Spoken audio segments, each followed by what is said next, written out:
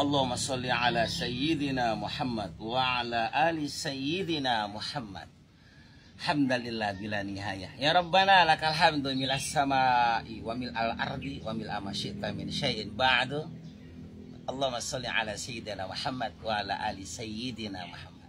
Ikhwan, tidak ada yang bahagia dan tidak akan pernah ada yang selamat. Siapapun, kapanpun, dimanapun, kalau kita tidak bersama Allah. Pastikan itu. Karena tiadalah kesuksesan kecuali orang yang bersama Allah. Kesuksesan yang sejati adalah ketaatan dan ketakwaan kepada Allah Subhanahu wa ta'ala. Baik berpunya ataupun tak berpunya tentang harta dan dunia selain Allah. Maka dari itu, ayo ikhwan, pastikan hidup ini selalu bersama Allah. Inna sholati wa nusuki wa mahyaya wa mamati lillah. Hidupku, matiku, gerakku, kenyangku, laparku, siangku, malamku, panasku, hujanku, susahku, senangku, sakitku, selalu bersama Allah. Innalillah, dari Allah, wa inna ilaihi raji'un. Maka pasti kita akan kembali kepada Allah. Insyaallah birahmatillah akan bertemu Allah. Husnul khatimah. Ikhwan, rumus dan pola kehidupan untuk menggapai ridha Allah yang pertama adalah yaitu hilangkan ego, hilangkan keakuan, lawan diri ini, hilangkan nafsu. Karena nafsu, ego itu kata Allah la ammaratum bisu, yang ada selalu mengajak membawa kita pada jalan keburukan, kesesatan dan kehancuran. Ya. Artinya, kalau orang yang sudah mengikuti nafsu, dia akan selalu mengingkari Allah. Dia tidak akan pernah mau bersama Allah. Maka dari itu, kata Rasulullah, inna a'da'aduika nafsu. Musuhmu bukan setan, bukan iblis, bukan pula jin, apalagi orang lain, tetangga dan teman. Tetapi musuhmu yang paling jahat, yang paling terbesar adalah dirimu sendiri. Maka barang siapa yang mampu melawan ego, melawan nafsunya, melawan dirinya, itu lebih dahsyat daripada perang Badar. Nah, ikhwanal muslimin, subhanallah. Pertama, syarat untuk selamat dunia akhirat selalu bersama Allah adalah hilangkan nafsu, hilangkan ego. Oke, silahkan, kita sebagai manusia tidak lepas dari nafsu. Namun, dipindahkan rana dari nafsu lawamah, dari nafsu ammarah, dipindah ke nafsul mutmainnah. Boleh kita ingin ini dan itu, mau ini dan itu, tapi lihat ini dan itunya itu Allah bukan. Yang diridai Allah bukan, yang diperintah Allah bukan, yang dilarang Allah bukan. Nafsu boleh menghendaki sesuatu dan menginginkan sesuatu, tetapi nafsu yang selamat, yang mutmainnah, yang menjadi hamba Allah dan kekasih Allah adalah nafsu yang selalu dalam memberikan keinginan, dalam mengharapkan sesuatu, selalu di dalamnya melihat Allah. Apakah Allah menghendaki? Apakah Allah meridhoi? Apakah Allah melarang? Apakah Allah memerintah? Kalau Allah meridhoi, menghendaki, kita memaksakan nafsu ini untuk melakukan itu. Tapi di saat keinginan kita, oh ini keinginanku, tapi Allah melarang, Allah tidak meridhoi dan Allah tidak berkenan, maka di situ kita memaksakan diri untuk tidak melakukan itu. Itulah nafsul mutmainnah. Pertama, lawan nafsu. Yang kedua adalah rumus untuk bahagia selamat dunia akhirat, wusul ilallah, adalah yaitu menghadirkan Allah setiap saat, setiap detik, bahkan hati dan pikiran kita. Jangan pernah ada ruang untuk selain Allah.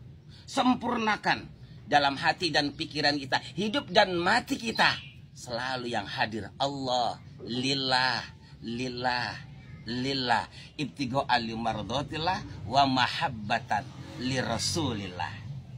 Itu yang kedua. Nah, yang ketiga, untuk mencapai kebahagiaan dunia akhirat, wusul ilallah bi husnil khatimah, yaitu adalah cintai takdir.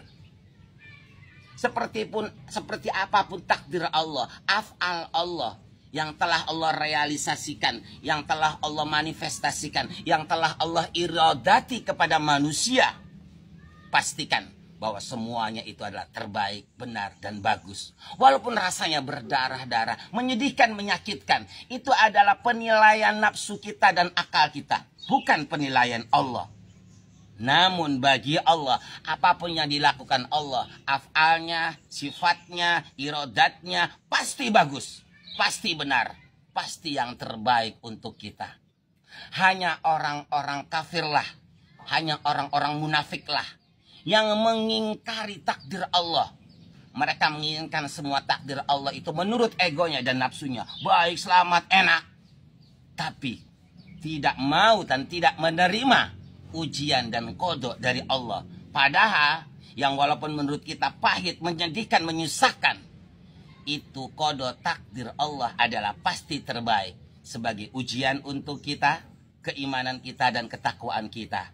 Jadi apabila kita menghadapi dalam hidup ini sesuatu yang tidak kita inginkan, itu pasti ujian dari Allah. Allah ingin menguji seberapa kuat cintamu pada Allah. Allah ingin menguji seberapa istiqomahmu dalam cinta kepada Allah. Allah ingin menguji seberapa besar kecintaanmu kepada Allah dan Rasulnya. Karena tidak ada cinta yang sempurna kepada Allah dan Rasulnya selagi masih ada yang melebihi cinta kita kepada Allah dan Rasulnya. Karena pasti cinta yang sempurna kepada Allah dan Rasulnya adalah melebihi cinta kita kepada selain Allah. Cinta kita kepada siapapun, orang tua, anak, istri, harta, benda, jiwa, raga, bahkan seberat dan sebesar apapun cinta itu, tidak sebesar dan seberat cinta kita kepada Allah dan Rasulnya. Artinya cinta kita kepada Allah dan Rasulnya tidak ada yang mengalahkan. Itulah cinta yang sempurna. Maka dari itu, insya Allah ikhwan, dengan rahmat Allah, dengan ridha Allah, ayo bangkitkan, hidupkan, ayo semangatkan cinta kita kepada Allah dan Rasulnya dengan membuktikan segala pengorbanan jiwa, raga, harta, benda untuk Allah. Tak pernah mengenal lelah. Ingat, tidak ada manusia yang paling sempurna kecuali manusia penerima cinta dan penabur cinta. Contohnya adalah Rasulullah. Wa ma arsalnaka illa rahmatan lil alamin. Kata Allah, tidaklah kuutus engkau wahai Muhammad ke muka bumi kecuali untuk menabur cinta dan kasih kepada semua ciptaannya. Bahkan Allah sendiri, Al-Khaliq sebagai Maha Pencipta, Arhamur Rahimin, Maha Penyinta, Maha Penyayang. Inna rahmatallahi wasi'at kulla syai'in. Cinta dan kasih sayang Allah itu meliputi segala sesuatu apapun. Makanya jangan pernah memutuskan rahmat Allah. Walaupun secara lahiriah kita melihat orang lain munafik, pengecut, maksiat, mungkarat, pemabuk, penjina, jangan memutuskan rahmat Allah. Karena sebanyak apapun dosanya, seperti apapun salahnya, kalau Allah merahmati, maka dosa dan salahnya tidak ada apa-apanya dibandingkan rahmat Allah subhanahu wa ta'ala. Ingat ikhwan, sebanyak apapun dosa dan salah manusia, tak sebanyak cinta kasih sayang Allah. Sebesar apapun dosa dan salah manusia, tak sebesar ampunan Allah. Seluas apapun salah dan dosa manusia, tak seluas rahmat Allah. Ayo, tabur cinta, fa insyaallah hidupnya barokah. Ikhwan, sekali lagi Abi mengajak, ya, dan Abi juga mohon doanya, usikum wa nafsi bitaqwallah. Abi ngomong ini terutama untuk menasihati diri sendiri, dan semoga yang mendengarkan mendapatkan manfaatnya juga. Maka dari itu ikhwan, pertama yaitu adalah kalahkan diri, perangi diri. Yang kedua adalah hadirkan Allah, senantiasa bersama Allah. Yang ketiga adalah cintai takdir Allah. Apapun yang Allah takdirkan pasti bagus, pasti indah. Karena Allah maha indah, Allah maha suci. Maka dari itu ya kawan, pastikan segala sesuatunya selain Allah itu adalah milik Allah. Dan semua milik Allah itu tergantung dan bagaimana Allah. Maka Allah pasti bagus sifatnya, pasti bagus afalnya, pasti benar segala-galanya. Dari itu kalau kita pengen aman, pengen selamat, pengen bahagia, maka jalan pastinya adalah bersama Allah. Jangan pernah coba-coba keluar dari ranah uluhiyah. Apa kata Allah? Faman a'rada 'an dzikri fa innalahu ma'isyatan dongka. Kalau kalian keluar dari ranah uluhiyah, meninggalkan Allah, lupa dengan Allah, mengingkari Allah, memaksiati Allah, maka dipastikan kata Allah hidupmu akan cilaka, susah, menderita dari dunia sampai akhirat.